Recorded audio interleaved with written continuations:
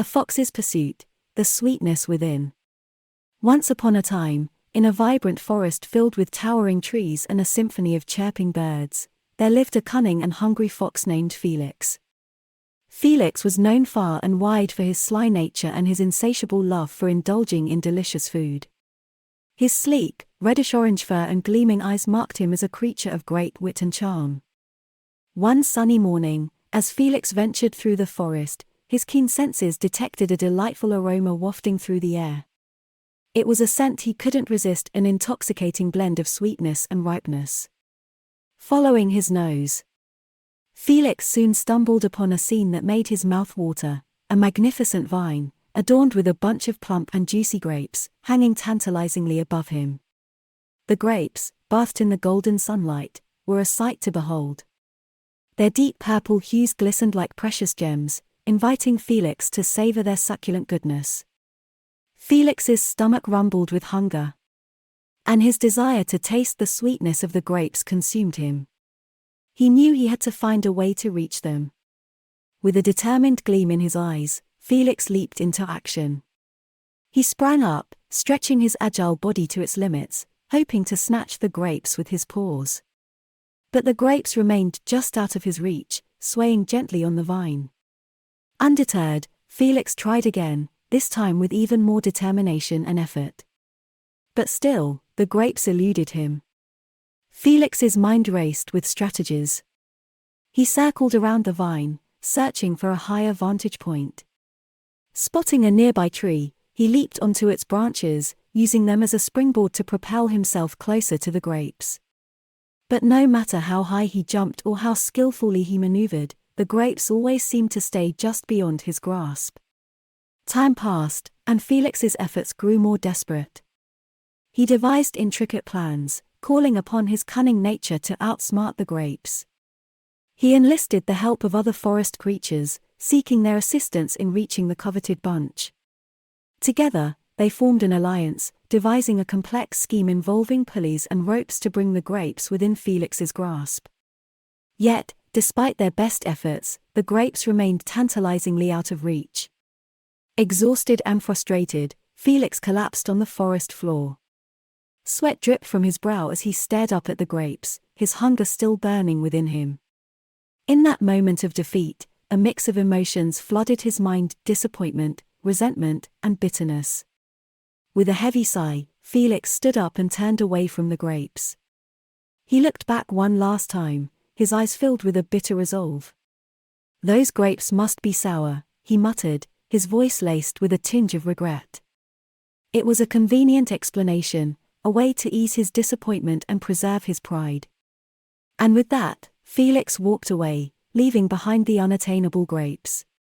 As Felix made his way through the forest, his mind churned with conflicting thoughts. Part of him longed for the taste of those grapes, for the satisfaction they would have brought. But another part of him was determined to convince himself that he didn't need them, that they were unworthy of his pursuit. Days turned into weeks, and Felix continued his adventures in the forest, seeking out other culinary delights. Yet, deep within him, there lingered a void, an unfulfilled desire for the grapes he couldn't have. The memory of their tantalizing aroma haunted him, a constant reminder of his failed attempts.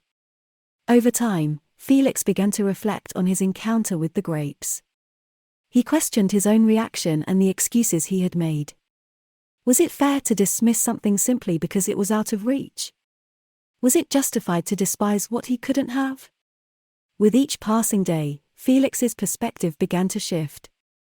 He realized that his initial reaction had been born out of disappointment and frustration, not genuine judgment. The grapes had become symbols of his own limitations, and in his desire to preserve his ego, he had devalued them. One day, as Felix traversed the forest, he stumbled upon a group of young foxes, much like himself when he had encountered the grapes. They were engaged in a playful game of chase, their laughter echoing through the trees. Seeing their carefree spirits and the joy they derived from the simplest of pleasures, Felix felt a pang of longing. In that moment, a newfound wisdom descended upon Felix. He understood that the pursuit of desires and the acceptance of their unattainability were intertwined. he realized that it was common for people like himself to despise things they couldn't have, simply as a defense mechanism, to shield themselves from disappointment. With a renewed sense of clarity, Felix made a vow to embrace the lessons learned from the grapes. He chose to let go of bitterness and resentment, instead focusing on gratitude for the bounties that were within his reach. He would no longer belittle what he couldn't attain but would cherish what life had already bestowed upon him.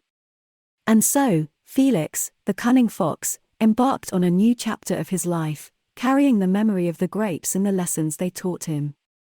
He roamed the forest with a lighter heart, savoring the simple pleasures and cherishing the connections he made along the way. As for the grapes that had once seemed so unattainable, they continued to thrive on their vine, fulfilling their purpose in the grand tapestry of nature. They remained a testament to the pursuit of desires and the wisdom gained from accepting their elusive nature. And thus, the story of Felix and the grapes serves as a timeless reminder to all who hear it. It teaches us that it is common for people to despise things they can't have. But in doing so, they may miss the true sweetness that lies in appreciating the present and finding contentment in what is within their grasp. The moral of this story is that it is common for people to despise things they can't have. The fox, Felix, desperately tried to reach the delicious grapes hanging from the vine, but despite his multiple attempts, he failed to reach them. In the end, he walked away, claiming the grapes were sour. This moral teaches us that when we desire something that is out of our reach, it is often easier to belittle or dismiss it rather than accept our own limitations. It reminds us to be mindful of our reactions when we can't attain what we desire and to avoid devaluing or despising things simply because they are unattainable. Instead, we should cultivate gratitude for what we have and find contentment in the present moment.